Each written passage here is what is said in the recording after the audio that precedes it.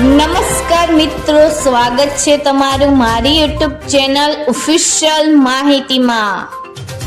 એક સાથે વધુ સિસ્ટમ સક્રિય થતા ગુજરાત પર તેની શું અસર થશે તથા આગામી 3-4 દિવસ વરસાદનું જોર કેવું રહેશે, આના વિશે સંપૂર્ણ માહિતી મેળવવા માટે આ વિડીયોને અંત સુધી જરૂર નિહાળજો અને હજુ સુધી મારી ચેનલને સબસ્ક્રાઇબ ના કરી હોય તો સબસ્ક્રાઇબ કરી લેજો।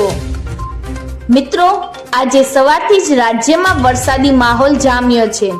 વહેલી સવારથી જ દક્ષિણ ગુજરાતના ભાગોમાં ભારે વરસાદની શરૂઆત થઈ હતી, જ્યારે કલાકોમાં જ અહીં 6 થી 14 ઇંચ જેટલો વરસાદ પણ નોંધાયો હતો। સાથે જ અમદાવાદ સહિત રાજ્યના અન્ય ભાગોમાં પણ મેઘમહેર જોવા મળી રહી હતી। આવામાં હવામાન વિભાગ દ્વારા પણ આવનારા દિવસોમાં વરસાદને લઈને આગાહી કરવામાં આવી છે। ગુજરાતમાં 2 દિવસ અતિ ભારે વરસાદની આગાહી છે। મેઘરાજા 3-4 દિવસ ઓળધોળ રહેશે। 6 સિસ્ટમની અસરને કારણે અનરાધાર વરસાદના એંધાણ છે। મિત્રો, સાથે દક્ષિણ ગુજરાતના નજીક શિયર ઝોન, દક્ષિણ ગુજરાતથી કેરળ સુધી ઓફશોર ટ્રફ અને ગુજરાત નજીક પાકિસ્તાનમાં સાયક્લોનિક સર્ક્યુલેશન, વેસ્ટર્ન ડિસ્ટર્બન્સની ટ્રમ્પ લાઇનની અસર જોવા મળી રહી છે।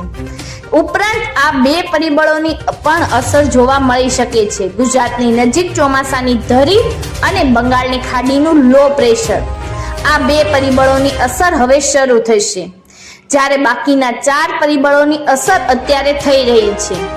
મિત્રો, ચોમાસાની ધરી 4-5 દિવસ ગુજરાતની આસપાસ રહી શકે તેવું હવામાન વિભાગનું અનુમાન છે। મિત્રો, આજે ગુજરાતના 6 જિલ્લાઓમાં વરસાદ અંગે રેડ એલર્ટ જાહેર કર્યું છે।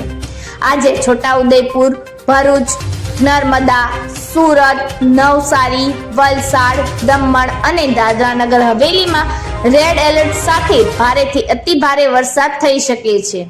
સાથે જ ગુજરાતના 14 જિલ્લાઓમાં ઓરેન્જ એલર્ટ અને અતિ ભારે વરસાદ થઈ શકે છે, જેમાં અમદાવાદ ઉપરાંત તાપી, ડાંગ, અમરેલી, ભાવનગર, બોટાદ, સુરેન્દ્રનગર, આણંદ, વડોદરા, સાબરકાંઠા, અરવલ્લી, મહીસાગર, પંચમહાલ અને દાહોદમાં આજે ઓરેન્જ એલર્ટ સાથે ભારેથી અતિ ભારે વરસાદની આગાહી છે, જ્યારે રાજ્યના બાકીના જિલ્લાઓમાં યલો એલર્ટની આગાહી છે, જેમાં ભારે વરસાદ પણ થઈ શકે છે।